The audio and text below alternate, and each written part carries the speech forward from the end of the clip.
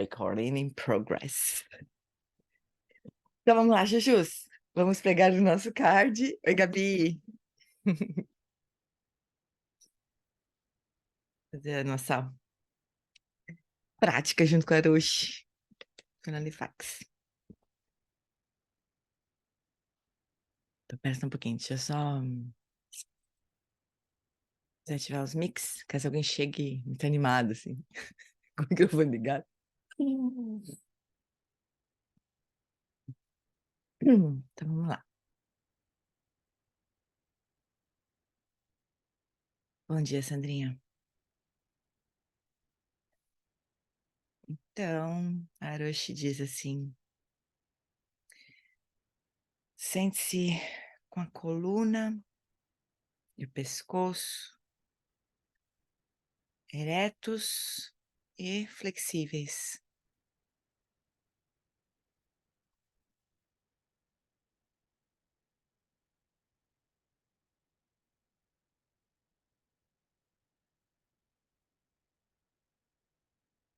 Queixo se recolhe levemente.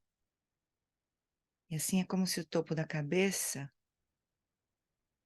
se elevasse um pouquinho mais.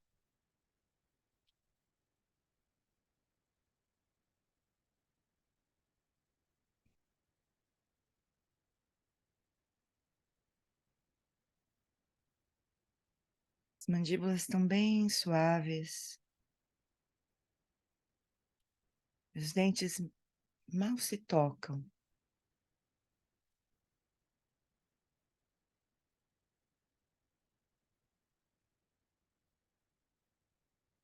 A língua pressiona levemente o palato atrás dos dentes.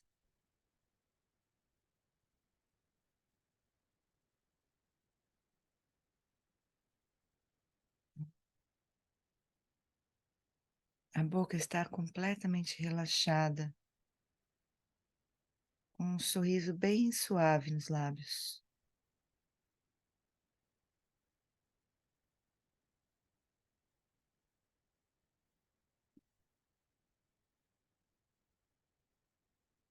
Todo o tecido ao redor dos olhos está solto, relaxado.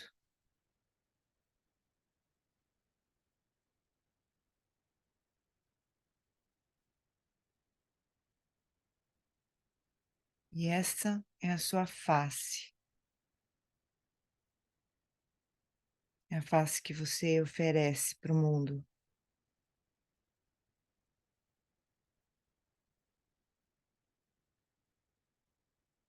Ereta, suave, alerta e confortável à vontade.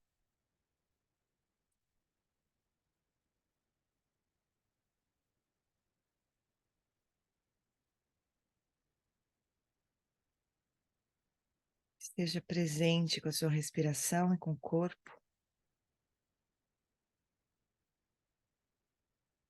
Esteja presente com o mundo.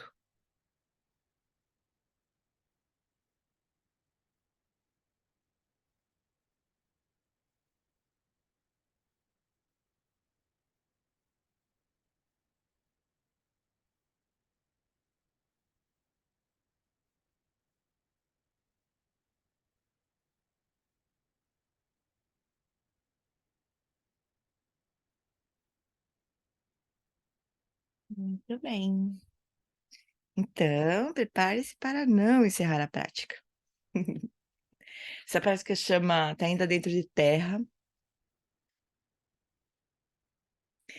E tem um trocadilho nessa prática, né? Que é facing the world. Quer dizer, encarando o mundo, né? Como se fosse isso. Uma tradução bem feia seria encarando o mundo, né?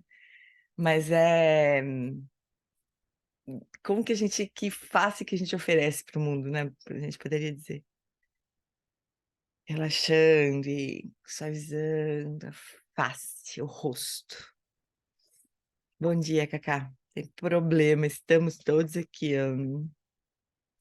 Então é isso, prática de hoje, nosso cardzinho de hoje. Não é uma delícia isso aqui, gente? O Aroshi Só que aconteceu uma coisa triste, soltou tem uma fitinha que fica como se fosse um marcador, sabe? Só que ela soltou da caixa, eu vou precisar fazer uma gambiarra aqui pra colocar de novo. Então eu tenho que fazer um negócio aqui para não me perder. Como se fosse muito grave também se perder, né? Fazer de novo outra prática, sei lá. Mas quando eu recebi essas as cartas, elas não são numeradas, né? Eu falei, nossa, eu vou perder a ordem desse negócio. Escrevi pro Fábio. Fábio, você que tem as cartinhas também, como é que você tá fazendo? Ah, gente, cara, não tem ordem. É mesmo, né? Não tem ordem. Pode ser qualquer pessoa, né? Estressada. Esse meu Capricórnio me atrapalha. Então, Chuchus, a gente está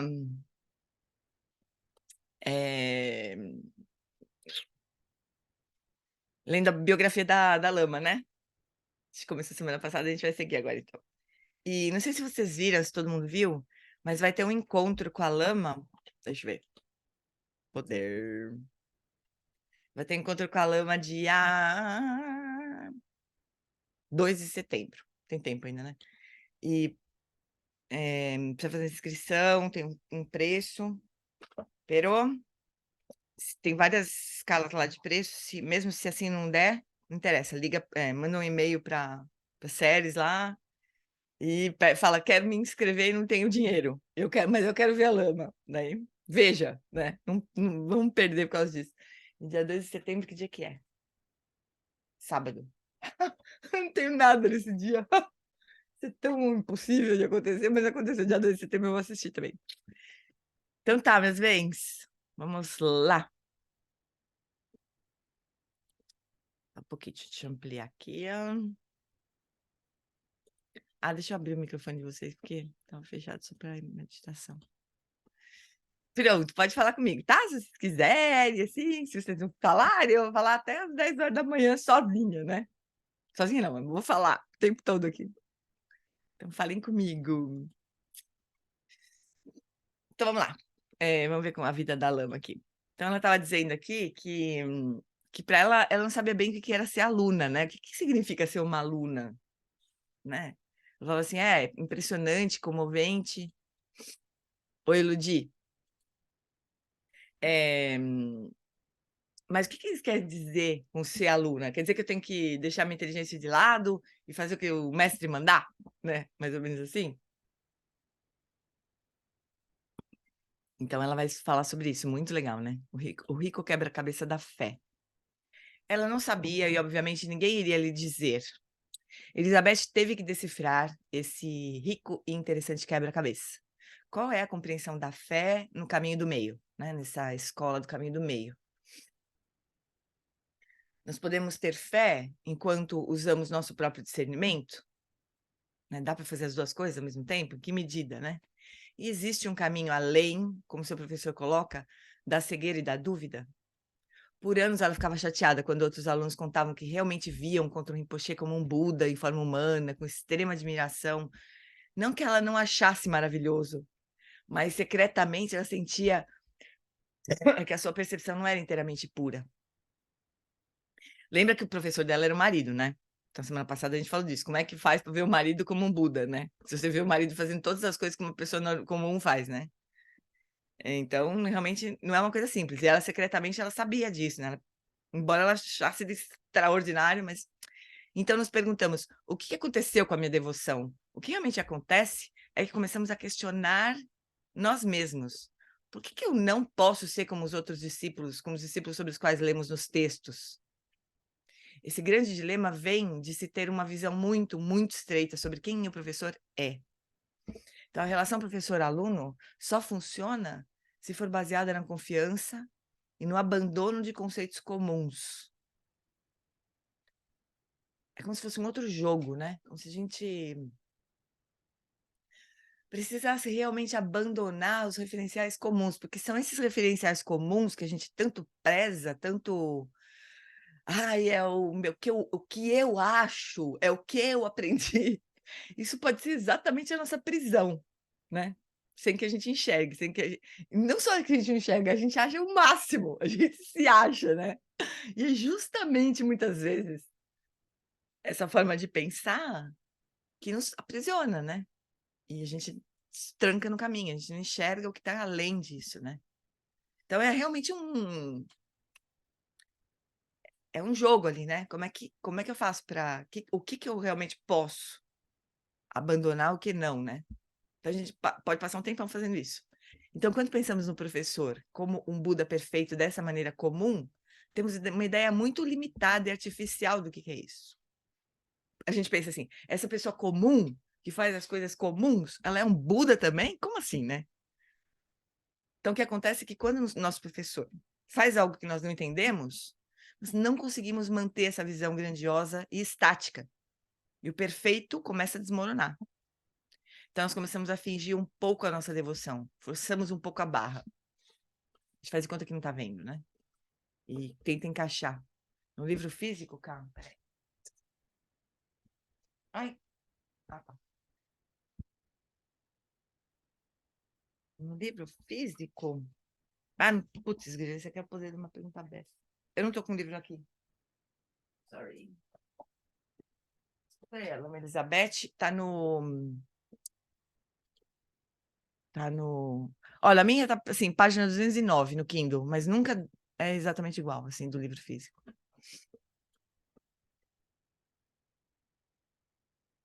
Ah, a Carla acho que faltou semana passada. Nós estamos em outro livro agora, viu, fofa? A gente mudou de livro.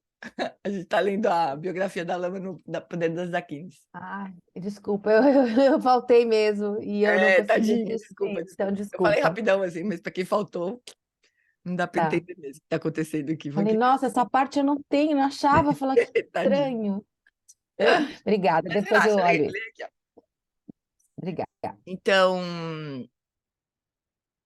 Então, quando, né, a gente fica tentando encaixar o Buda no professor, que faz as coisas normais, e faz umas coisas que a gente não entende, não concorda, né?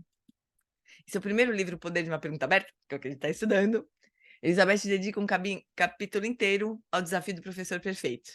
Aconteceu de eu estar presente quando ela mostrou a Conto Rinpoche esse capítulo pela primeira vez. Olha que legal, a autora Ana Micaela Haas. Ela estava presente lá. Ela era uma grande praticante, né? Porque ela estava junto com essas pessoas todas, assim, né? Ela não é só autora do livro, assim, uma jornalista que acabou de chegar e está escrevendo sobre isso, né? Ela é uma praticante, ela participou de muitas coisas, né? Imagina que legal ela acompanhando a Lama. Na verdade, ela já estava escrevendo sobre ela, né? Mas imagina que legal, ela acompanhando a Lama, escrevendo o livro, mostrando o capítulo para o professor dela, né? Que no caso era o marido. Então, gancho e argola. As ocasiões em que toda a família se reúne tornaram-se raras, né? Porque ela estava em retiro, lembra? Ela ficava em retiro. Então, naquela tarde ensolarada, após um dos ensinamentos de Conto Rinpoche, sentada do lado de fora de um pequeno pátio em frente ao seu trailer prata na floresta acima de Boulder, ela abriu seu laptop e leu em voz alta para seu marido e seu filho. Quando penso em meu professor, Dziga Conto Rinpoche, Elizabeth começa. Sinto uma profunda apreciação, amor e solidão, tristeza e calor, tudo ao mesmo tempo. Mas se você me perguntasse quem ou o que meu professor realmente é, eu não conseguiria dizer. Passei muito tempo tentando entendê-lo, mas toda vez que penso, agora entendi quem ele é, tenho problemas. O professor, como todas as coisas, está além de definição ou objetificação. Está no Poder de uma Pergunta Aberta. Elizabeth decidiu tomar sua relação com o professor como seu koan, uma questão paradoxal a desvendar em sua busca espiritual. O koan é justamente isso, né? Uma coisa complexa, que não tem uma resposta só, né? E que pode, se a gente deixar o koan ali nos provocando, né? A gente vai avançando. Acho tão bonito esse. E para nós é a morte, eu não sei para vocês, mas para nós é a morte, para mim é a morte normalmente, assim. É como se a gente quisesse. Bom, afinal de contas, o que eu faço com o professor? Ele é um Buda, é uma pessoa? Como é que eu ajo com ele? Como é que, né? É infernal isso. A gente queria uma resposta simples, né? Aquelas que, sim, abrir o Google e descobrir. Dá um Google e pronto, descobrir, resolver essa questão, né? Só que não dá, né? As coisas mais incríveis da vida não se resolvem assim, na verdade, né? Então é isso. Inevitavelmente a pergunta provoca uma busca surpreendente para cada aluno budista, que dura toda a vida. O que significa ter um professor? Até onde você está disposto a ir e quão incondicional é a sua confiança. Eu acho que para nós, assim, para a gente, né? Normalmente, para todos nós, eu acho.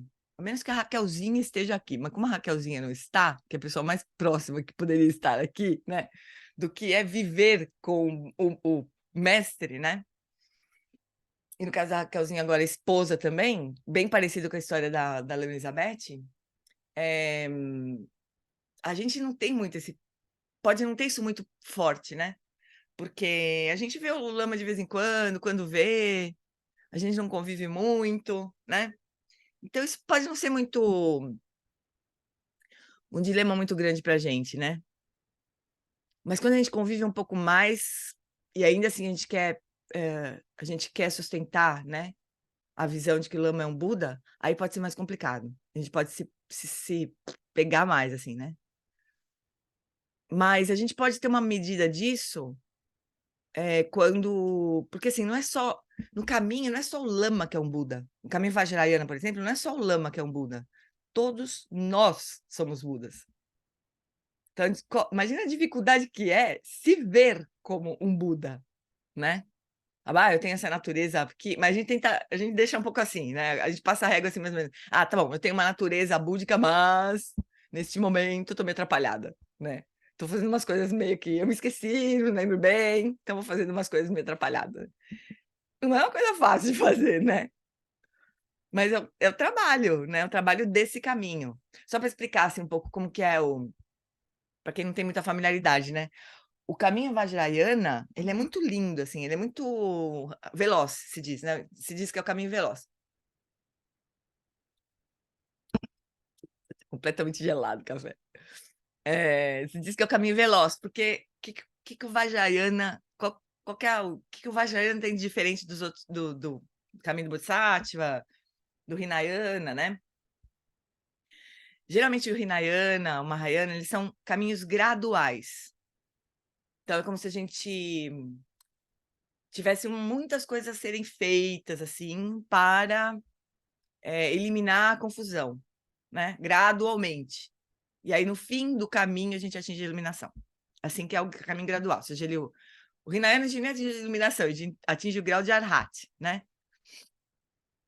O Mahayana a gente atinge a iluminação. E se diz que são muitos éons, ou seja, um tempão. A gente nem sabe infinito, assim, né? Porque éon, o que pode ser mais ou qualquer coisa do que éon, né, pra gente? Mas muitas eras, poderia ser uma tradução. Na verdade, um éon é o tempo que demora para um universo surgir e desaparecer. Um universo, né? Isso é a definição de um éon. Não tem nem número em anos. Então é um caminho muito longo, né? Muitas coisas que precisam ser feitas para, por fim, a gente transformar todas as nossas falhas e todas as nossas confusões em uma mente do Buda. O Vajrayana, então, peraí, no Hinayana e no Mahayana, assim, nós temos o potencial de nos tornarmos Budas um dia se a gente ralar muito. O Vajrayana, ele fala assim, olha, Elô, você é um Buda, entendeu? Então, haja como tal. Daí, agindo como tal, né? Agindo, não só agindo como um Buda tentando jogando todas as confusões para debaixo do tapete, não é isso. Mas, partindo dessa premissa que todos nós somos de fato Budas, e tudo que leva ao sofrimento, tudo que leva à confusão, são falhas da divisão que a gente pode abandonar a qualquer momento, porque a gente tem essa escolha, né? A gente começa a fingir, meio que fake until you make it, né? Você finge, finge, finge, até que você fala, putz, sou um Buda. Tem uma história bem bonita, tem muita gente que já sabe, mas eu vou contar rapidão. Tem uma história bem bonita do príncipe, que era meio um tonto, assim, meio um distraído, um despistado, que nem diz minha amiga. A Sol fala despistado, mas é uma palavra em espanhol, despistado, acho engraçado pra caramba essa palavra. Ele era meio despistado, assim, e foi participar de um show, ele foi pra cidade com os ministros, com os guardas, não sei o quê, com os guardas da corte, para um show de ilusionistas, né? Ele ficou tão perdido nas ilusões lá que os caras criaram lá, que ele se perdeu dos guardas, né? E se perdeu meio que ficou sem lembrar quem ele era, entrou numa doideira assim, se perdeu completamente. As guardas voltaram, bom, a vida seguiu, né, no reino. Ele era o príncipe herdeiro, né? A vida seguiu no reino e ele ficou ali na cidade, ali meio sem saber quem ele era.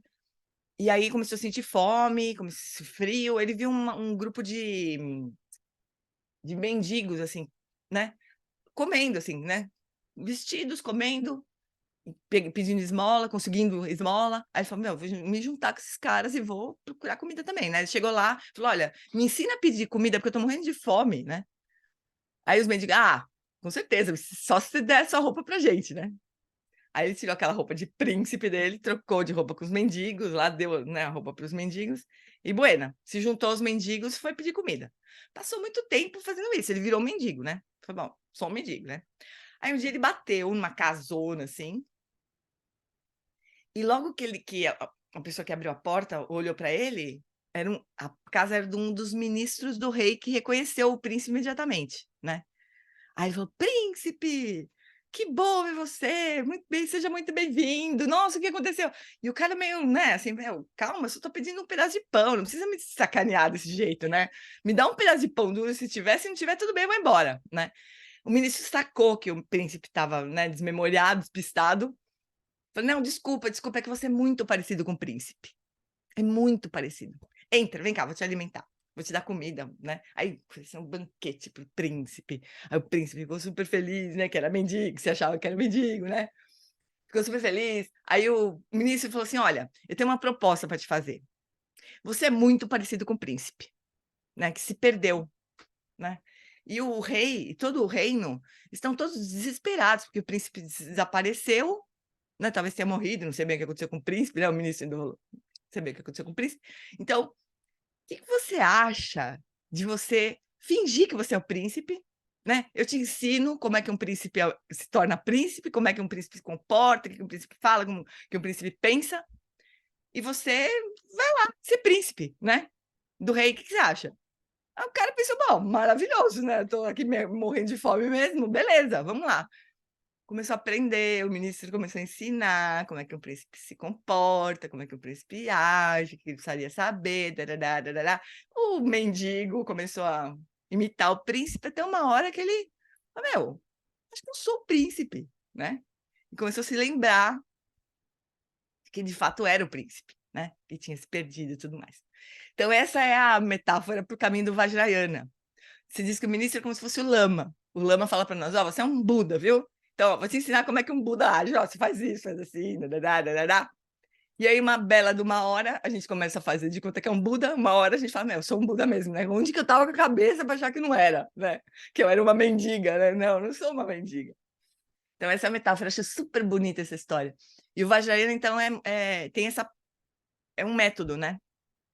Só que é um método muito mais rápido, porque é isso, claro que a gente vai ter que. A gente não se comporta como um Buda hoje, né? A gente não se manifesta como um Buda hoje, a gente se manifesta como se a gente fosse um ser senciente, né? Que afinal de contas tem um monte de defeitos, e eu vou ter que limpar um defeito por vez, e isso pode levar um tempão, né? Mas é um caminho super bonito, super, né? Super comprovado, vamos dizer assim. Fala, Lud. Acho que ela abriu sem querer. Eu apertei sem querer. Tá bom, vou fechar. Ah, não, desculpa. Então é isso, o caminho Vajrayana é esse, né. Então a gente, mas isso começa com uma visão, né, a gente, com a visão do caminho Vajrayana é super importante, a visão de que todos somos Budas e que, né, só a nossa natureza de Buda só está encoberta, mas ela está ali, em completa, presente, e não precisa desenvolver nada, não precisa melhorar nada, só precisa tirar o lixo de cima, né. Limpar o diamante, porque ele está completamente tá na nossa mão, né. É super bonita essa visão. Então começa com a visão, e a gente começa por isso que o que ela está dizendo de ver o lama como um Buda, não é uma maluquice, assim, né, agora eu vou fazer de conta que uma pessoa que apronta um monte, agora eu vou achar que é um Buda, que coisa mais É um método, né? Então a gente... E tem uma coisa também muito bonita que se diz, que o Lama Mola se diz, que a gente recebe as bênçãos correspondentes à nossa visão. Então, se a gente olha para o Dalai Lama, por exemplo, e fala assim, ai, que japinha bonitinho, me dá até um negócio de falar isso, muito hipoteticamente, né? Nossa, que japinha bonitinho, quer dizer, o mais desorientada possível, né? A gente vai receber as bênçãos de quem está vendo de um japinha bonitinho, né? E se a gente olha para o Dalai Lama e fala assim, nossa, esse é o Buda da compaixão se manifestando na Terra nesse momento, no mesmo momento que eu estou aqui, a gente recebe as bênçãos do Buda da compaixão, né? Então, treinar a mente nesse sentido faz parte do caminho Vajrayana e tem um impacto muito grande, né, no nosso avanço espiritual. Começa com o Lama, vendo o Lama como Buda. E aí começa, bom, eu também sou Buda, todos os meus amigos são Budas. Vamos aí, Budas, vamos se ligar, né? Vamos acordar. Afinal de contas,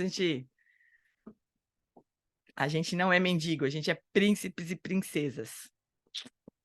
Certo, chuchus? Oi, Nina! Olha que fofura! Que lindeza! Então, vamos lá.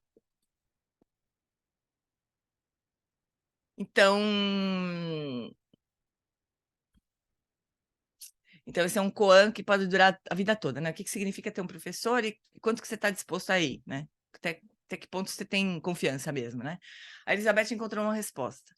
Pode parecer que o tema aqui é o professor, mas a nossa investigação a respeito do professor apenas nos empurra de volta para nós mesmos. Ao lidar com o professor, essencialmente enfrentamos o mesmo dilema que temos com a nossa própria mente, né? Porque, por um lado, nós queremos ser bons praticantes, isso é muito nobre. Mas o que fazemos com toda a nossa humanidade, nossa paixão, agressividade, ignorância? Como é que nós reconciliamos o eu com a iluminação? Por favor, entenda que não estou dizendo que o professor não seja extraordinário, mas simplesmente não acho que somos capazes de conhecer o professor por meio das nossas maneiras comuns de ver. Lógico que não, né? Se a gente, coisa, bom, vou ver um japinha ou vou ver o Buda da compaixão no Dalai Lama, né? Ela usa a analogia tradicional do gancho e da argola para descrever a relação entre professor e aluno. Eu acho que podemos ouvir isso e pensar, que bom, se eu estiver perto do professor, ele vai me fisgar como um peixe e me arrancar do sofrimento. Mas não funciona assim. Não funciona assim. Para ela, a imagem do gancho e da argola significa interdependência. É muito seguro colocar o professor em um pedestal e criar uma fantasia. Porque você não precisa refletir sobre si mesma, não precisa mudar, não precisa desistir do seu ego. O professor é o gancho. Mas se não nos tornarmos uma argola, não há nada para o professor fisgar. Ai, que legal, essa Lu é muito boa, né? Ela conclui seu capítulo com o seguinte insight. Quando encontramos o professor perfeito, nós vemos tudo como perfeito. Isso porque vemos o mundo além da nossa objetificação habitual. Vemos a natureza infinita e ilimitada das coisas. E este é o fruto que surge desse relacionamento especial. Não há nada como isso. Mas até que realizemos o verdadeiro sentido de perfeito, o professor estará apenas esperando, esperando, esperando. O que significa perfeito, né? Nesse contexto. Significa corresponder a tudo que a gente espera, né, do samsara, né? Significa que vai dar tudo certo, que todas as nossos desejos vão ser realizados. Será que é isso que é perfeito? Quer dizer, é o próprio caminho, né? Porque o final do caminho é enxergar a perfeição, entre aspas, em todas as coisas, incluindo o nosso professor, né? Mas é todo o caminho. Então, essa relação professor-aluno, ela vai lixando as nossas doideiras, nossas imperfeições, né? Até que aquilo se realiza, né? Mas como a gente tem, como supostamente, né? A gente tem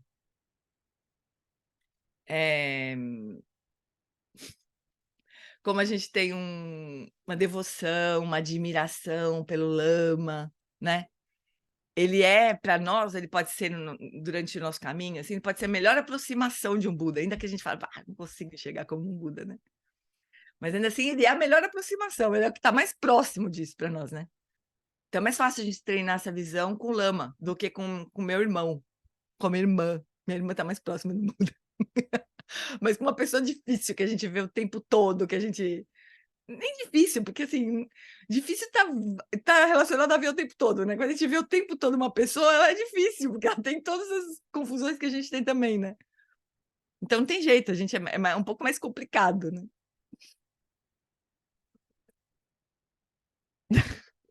Carolzinha, pois é, muito fofo.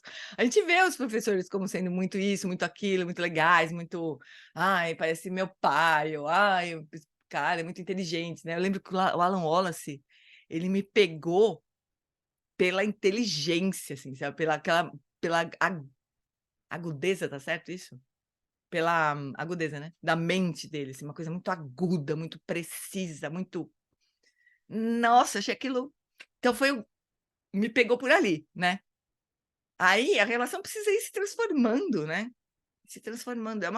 Então o Lama fala que a gente vê as pessoas e os. Ah, é tão bonito isso que ele fala. Ele fala assim: a gente vê todo mundo, né?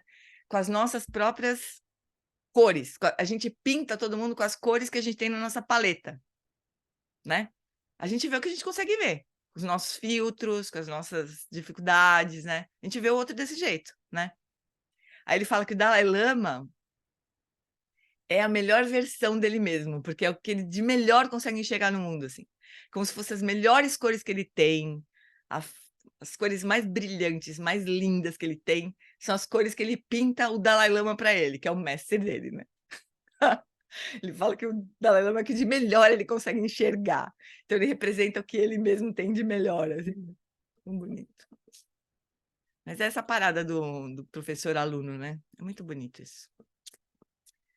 Contra o Rinpoche acena calmamente com a cabeça, depois que ela termina, e após uma pausa que parece interminável, concede seu selo de aprovação com apenas algumas palavras. Ótimo! Ficou realmente bom. A pessoa fica um silêncio, assim. A pessoa, ótimo, ficou realmente bom. Totalmente humano, corajoso e honesto. Inesperadamente, Elizabeth sabota a sessão de leitura e transforma o piquenique da família em uma guerra de pistache, pegando punhados de nozes de tigela de salgadinho e mirando na boca do filho. Logo, todos os três estão rindo, atirando e desviando dos pistaches. Nós temos os nossos momentos comuns, como família, nós nos divertimos muito juntos, disse ela. Mais tarde. Depois de todos esses anos, ela admite: é a humanidade do Rinpoche que mais a comove. Sua honestidade, sua coragem e sua profunda insatisfação com o eu e com todos os queros e não queros. Ser totalmente humano e totalmente presente em todas as atividades é uma grande conquista. Que bonito isso. Ela, claro, engraçado que eu estava vendo uma biografia, um filme, depois eu vou passar para vocês. É que eu não quero dar spoiler, porque quem vai no retiro essa semana vai ver esse filme. Mas então eu vou passar depois. Ou então vou passar agora, mas quem for no retiro, por favor, não veja, né? Mas é uma biografia do Dilgo Khyentse Rinpoche, que é um grande mestre, né? E o Dzongtsar, que é outro grande mestre, né? Falando sobre o Dilgo Khyentse, ele fala assim: o que mais me comove nele é que ele faz as coisas mais comuns do mundo, assim. Ele brinca, ele, né, faz coisas. É um pouco isso que a Lama está falando, né? Esses grandes mestres, eles não são inatingíveis e completamente outra coisa, né? Diferente da gente, que a gente fala, nossa, deve ter vindo de outro planeta, porque essa pessoa não faz nada comum, né? Nada que eu faria. Ele faz tudo comum. O Garchen Rinpoche, que é outro maravilhoso, que é um dos professores do Lama, Alan Wallace, o Lama foi traduzir, várias vezes aconteceu isso, ele foi traduzir para o professor, né, do tibetano, e fica tão encantado que pede para ser aluno, né? Foi assim com a Kandro lá e com o Garchen Rinpoche também. O Garchen Rinpoche, ele é de uma fofura, viu, Carol? É de uma fofura incrível, assim, também, né? Também é uma fofura. Isso é muito legal de ver. Ele vive girando a roda de oração, ele passa o tempo todo girando a roda de oração, né? A gente vê ele dando ensinamento e está o tempo inteiro girando uma roda de oração. Aí esses dias um amigo meu mandou um vídeo dele, não, um retiro inteiro dele, na verdade. Ele rodando a roda de oração. Ele estava conversando com alguém, aí enquanto ele estava se arrumando, se ajeitando para começar o ensinamento, ele pega a roda de oração e começa a girar, né? Aí ele pega, mostra a roda de oração e faz assim, ó, eu tô fazendo isso para ficar forte. É uma fofura. Uma vez ele bateu a roda de oração em algum lugar. né? A roda de oração é a coisa mais preciosa para ele, né? Aí ele pegou, estava girando a roda de oração, acho que bateu em algum lugar, ele fez uma cara, tipo, bateu na caneca, por exemplo, né? Aí a roda de oração bateu na caneca, como se a caneca tivesse batido na roda de oração. Aí ele olha para a caneca, guarda a roda de oração, assim, sabe? Quer dizer, coisas fofuras também, né? Então, isso também é muito impressionante de ver nesses professores, né? A fofura desses grandes mestres, né? Isso é muito legal também. Então, ela claramente... Desculpa. Ela claramente ama sua liberdade e sua independência. Contra o Rinpoche, sempre a provocava amorosamente. Ela gosta de agitar as coisas, dizia ele. Quando Elizabeth fazia uma de suas perguntas investigativas. Ela devia ser o demônio, né, como aluna, assim. Devia fazer aquelas perguntas que o mestre falava, meu, como é que eu vou falar agora, né? Imagina. Acho o seu exemplo muito inspirador. Às vezes vejo esposas asiáticas assumindo uma atitude extremamente devota e submissa perto de seus maridos, nunca questionando nenhuma das condutas e decisões do cônjuge. Porque são tibetanas também, né? Então, assim, uma coisa é uma esposa tibetana numa relação, né? E muitas vezes o que acontece é que essas mulheres tibetanas, que são esposas de um grande mestre, elas são grandes mestras. E quando são grandes praticantes, né? São grandes praticantes. A mãe do Tuku Orgen, né? Que era a mãe dos Rinpoche todos ali. Mingyur Rinpoche, Tsoknyi Rinpoche, Chokynima Rinpoche, Choklin Rinpoche, quer dizer, a mãe dos Rinpoches, ela era uma tremenda praticante. Quando ela estava para morrer, o Mingyur Rinpoche conta essa história num artigo. Quando ela estava bem doente, já próxima da morte, assim, ela foi... O Chatra Rinpoche, que era um grande professor daquela época, que estava vivo, né, naquela época, foi visitá-la, né? E aí ela fez uma entrevista com ele, conversou com ela, né, sozinho, assim. Quando ele saiu, ele falou assim, olha, essa é a última... Ela vai atingir a iluminação na morte, ele falou, da mãe do Mingyur. Eu nem lembro o nome dela. Lembro o nome de todos os filhos, o pai, de todo mundo, dos primos, de todo mundo, mas dela eu não lembro. E era uma... Assim, era praticamente uma Buda, estava já na última... Estava no fim do caminho já, né? Então era isso que acontecia, elas praticavam, né? Porque são, imagina você é mulher do mestre que tem um monte de filho Rinpoche. Como é que você não vai praticar? Como é que você vai ser uma pessoa comum, normal, né? Não dá para ser uma pessoa normal, não estou diminuindo. Mas, assim, era claro que era uma grande chance de praticar também, de conviver com isso, de, né, se transformar em grandes praticantes. Mas ela nunca ensinou, ninguém nem lembra, nem sabe o nome dela. Nunca deu ensinamento. É muito comum isso aí. Nas mulheres dessas famílias aí serem grandes praticantes, mas nunca, né? Porque culturalmente a mulher fica, né, recolhida ali.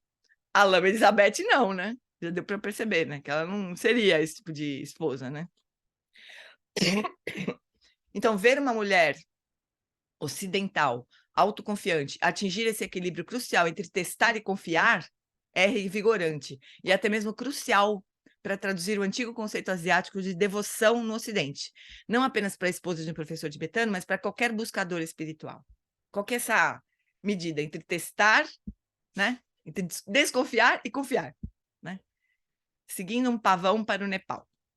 Elizabeth ouviu seu chamado em meio às circunstâncias mais improváveis. Como se estivesse sendo impulsionada por uma voz irresistível, ela se desviou da rotina que sua própria cultura havia prescrito para ela.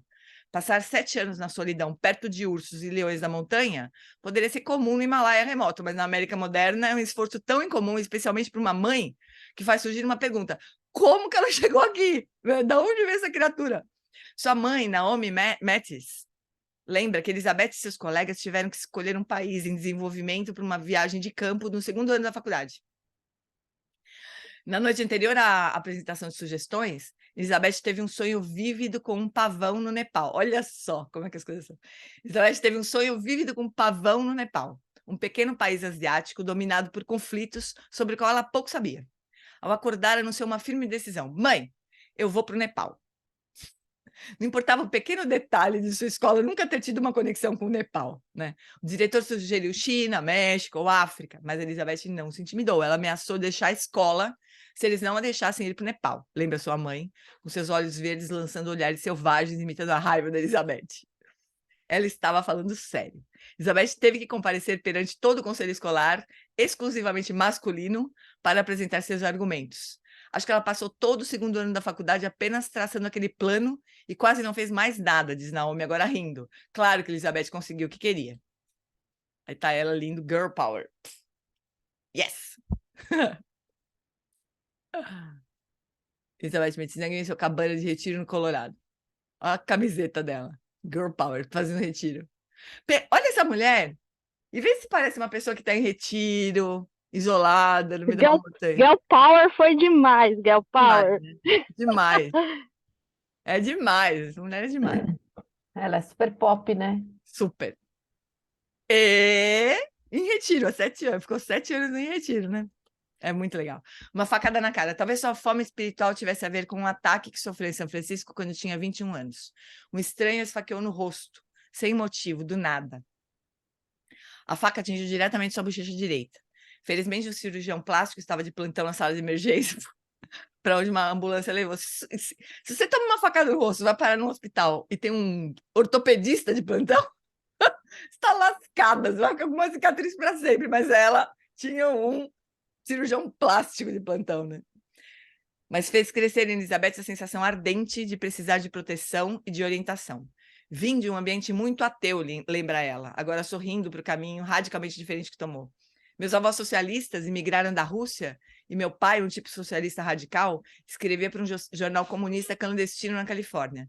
Depois que seu pai se tornou um importante executivo de negócios da música em uma gravadora, um fluxo interminável de estrelas do rock e artistas famosos inundava a sala de estar de seus pais em Santa Mônica.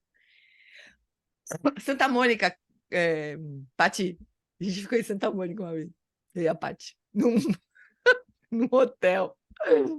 Ai, ai. Em meio aos debates anarquistas em casa, Elizabeth era devorada por uma questão que revelava um anseio. O que devo fazer da minha vida? Eu queria fazer algo significativo, mas não sabia o que era.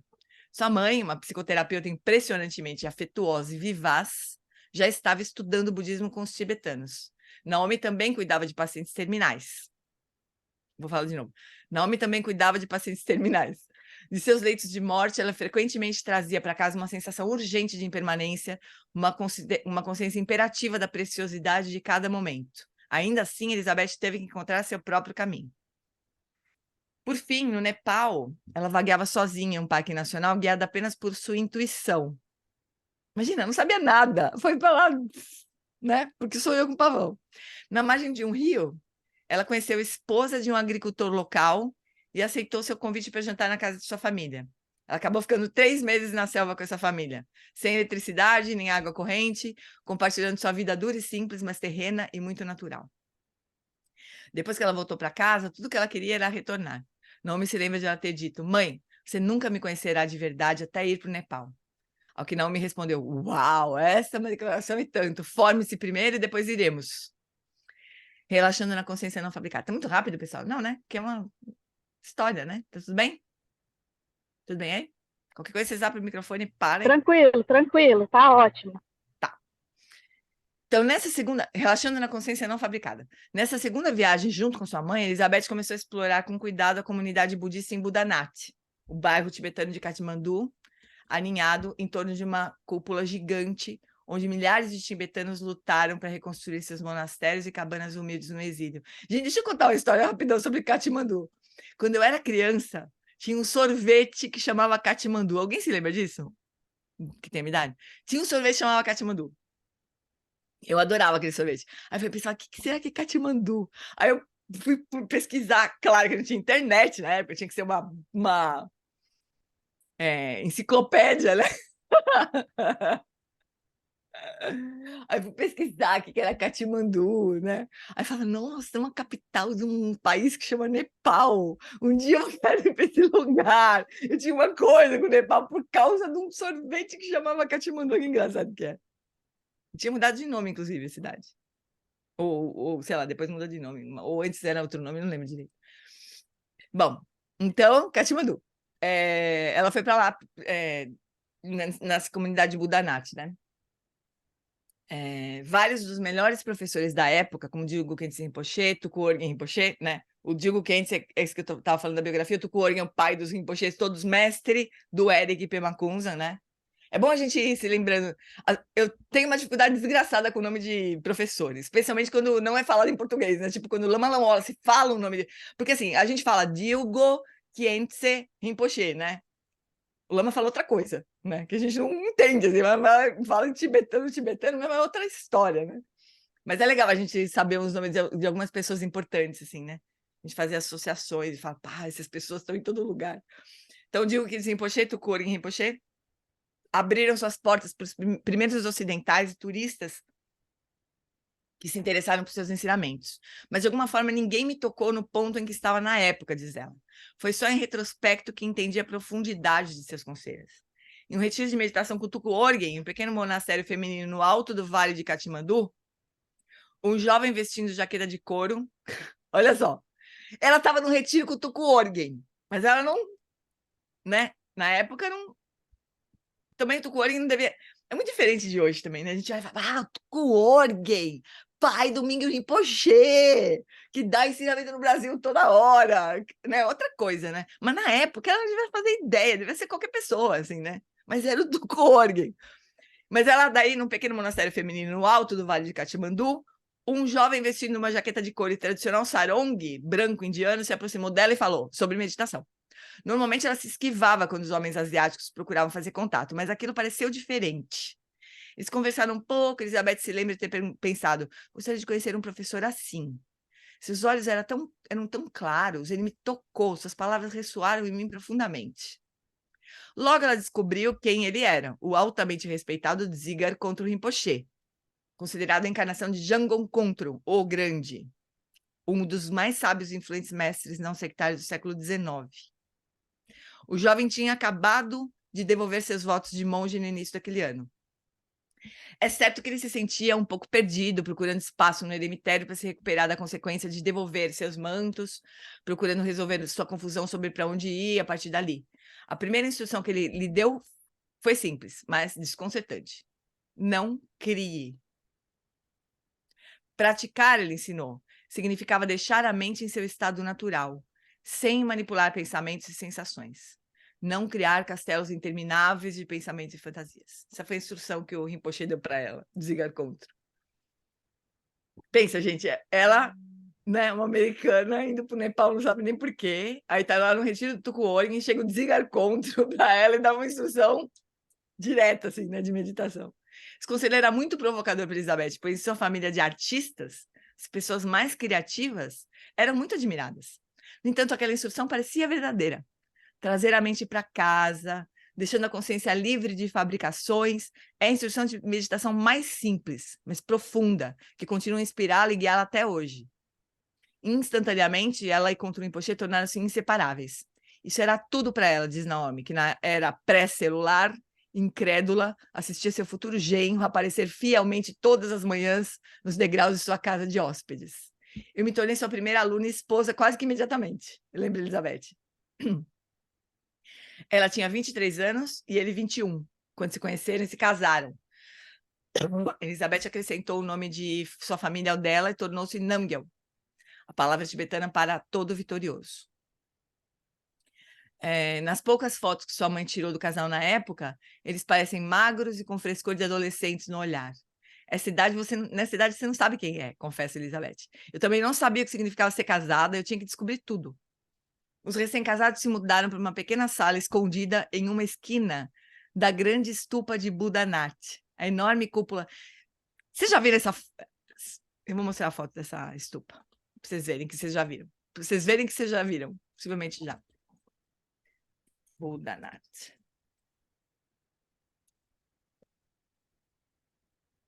Imagens. Tem infinitas, eu vou compartilhar a tela aqui. Essa aqui é... Eu tô pensando aqui, Gê, imagina, filha de artistas assim, né? E daí, de repente, ir pro Nepal.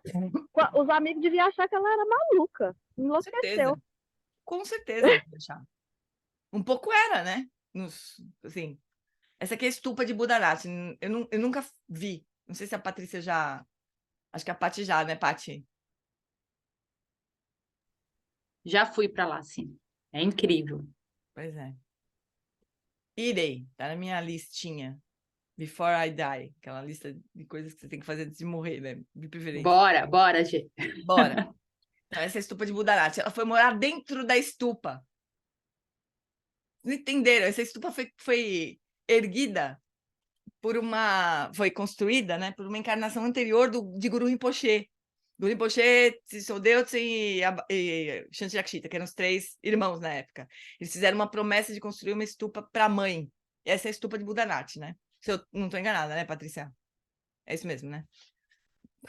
Às vezes eu falo com tanta confiança e de repente eu vou uma tremenda besteira, né? Mas não, tá certo. E ela foi morar lá dentro, pensa. Ela não tinha a menor ideia do que era o quê, né? Não tinha a menor ideia, mas estava indo, né? Argolona, assim, né? Simplesmente, é uma baita de uma argola. Os Budas nem precisaram fazer muita força para puxar ela. Bom, os recém-casados se mudaram para uma pequena sala escondida em uma esquina da grande estupa de Budanati, enorme cúpula hemisférica branca que abriga algumas das mais sagradas relíquias budistas. Quem quer que veja a estupa, ou assim acreditam os habitantes locais, será abençoado com as 7 qualidades da bem-aventurança divina: nascimento nobre, beleza, fortuna, virtude, inteligência, poder e riqueza.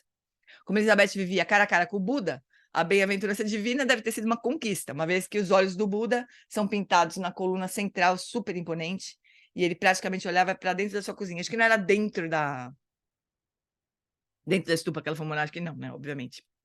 Mas era. Não dá pra Não, se dentro da ver. estupa estão as relíquias, né? Ninguém vai morar dentro da estupa, né? Não era dentro da estupa, desculpem. Era em frente à estupa. Mas o Buda estava olhando para dentro da cozinha dela. O Buda, essa pintura aqui do Buda, né? Ó, tem uma imagem do Buda, deixa eu abrir. Tem uma imagem do Buda aqui, né? Ah, putz, eu achei que ia ampliar, mas não amplia.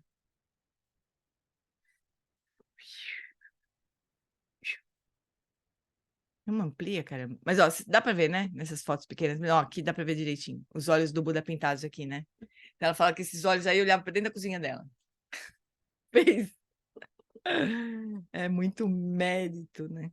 Muito mérito. Então, como Elizabeth vivia cara a cara com o Buda, a bem-aventurança divina deve ter sido uma conquista, uma vez que os olhos do Buda são pintados na coluna central, super imponente, e ele praticamente olhava para dentro da sua cozinha. Você precisa conhecer a sua própria mente. No Nepal, o profano e o sagrado se entrelaçam sem esforço, com os incontáveis corpos de peregrinos e mendigos que se atropelam. Na Índia também, né? O profano e o sagrado. Isso é muito, muito impactante. Para mim, foi o que mais, na Índia, foi o que mais me impactou, assim. Aquela coisa mundana, miserável mesmo, e o sagrado, né?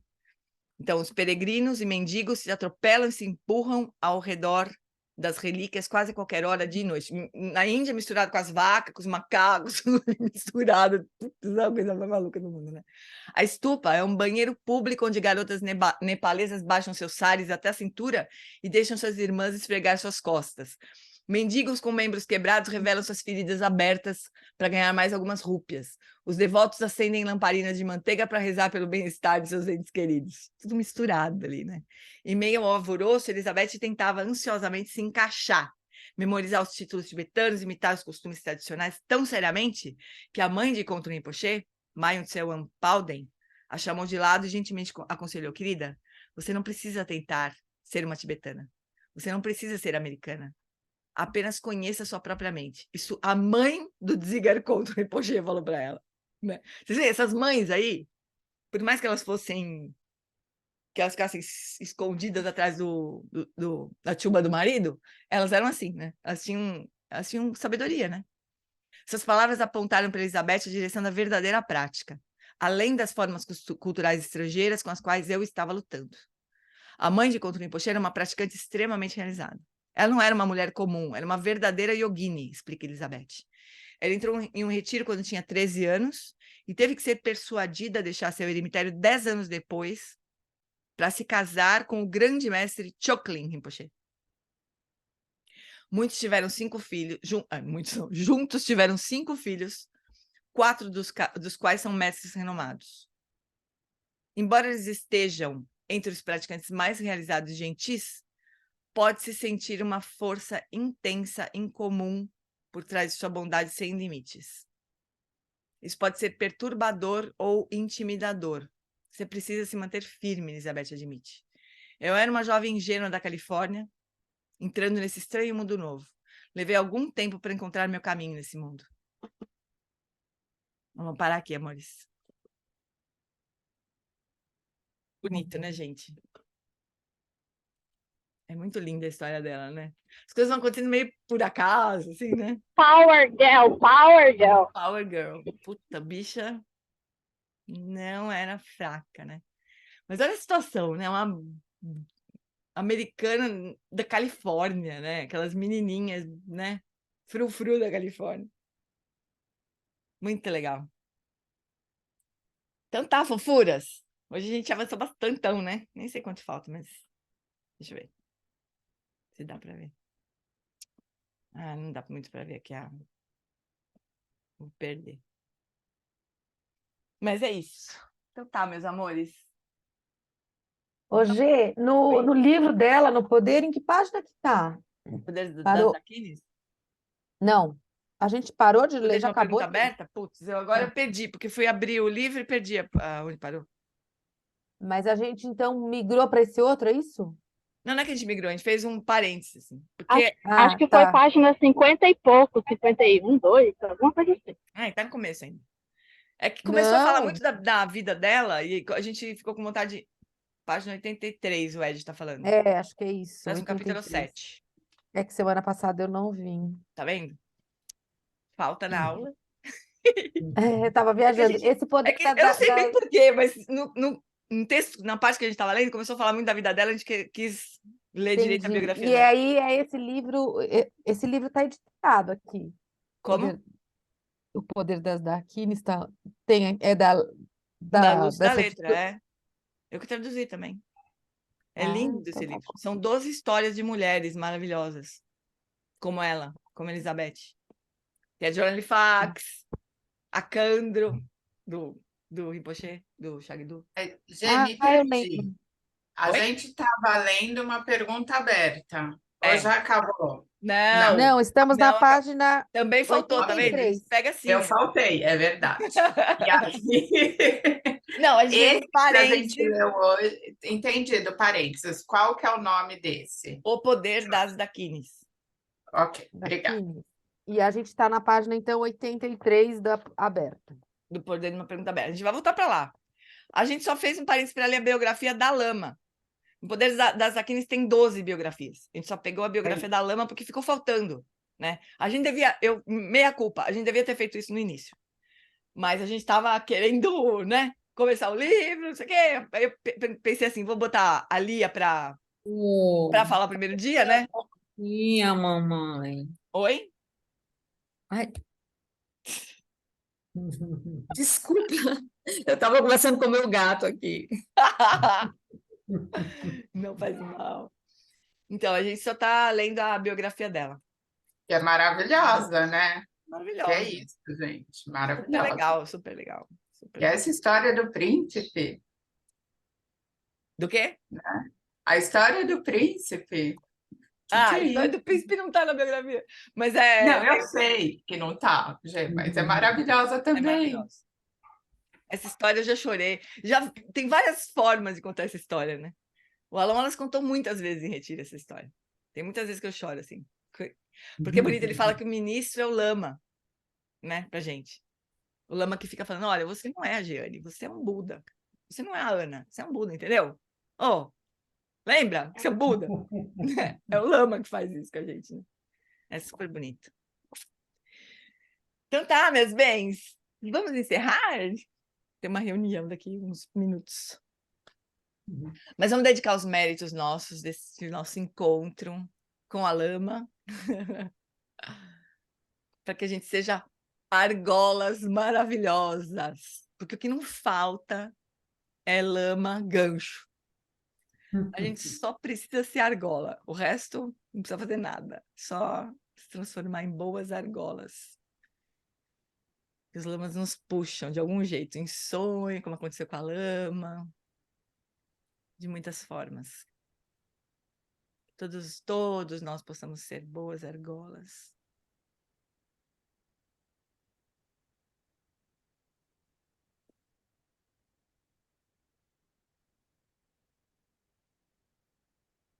Então tá bom, meus bens. A gente se encontra quarta-feira que vem. E a gente vai seguir no Poder dos Aquiles, tá bom? Pra todo mundo se localizar aí. Então, talvez a gente termine já na próxima, não sei bem, acho que falta pouco, não falta muito. Daí a gente volta para o Poder numa pergunta aberta, certo? Obrigada, Gê. Obrigada. Beijocas, Gê, Obrigada. boa semana, amor. Obrigada. Bom dia, pessoal. Obrigada. Beijo. Beijo. Obrigada, Xê. Beijo. Obrigada, Gê. Muito Beijo, obrigada. obrigada.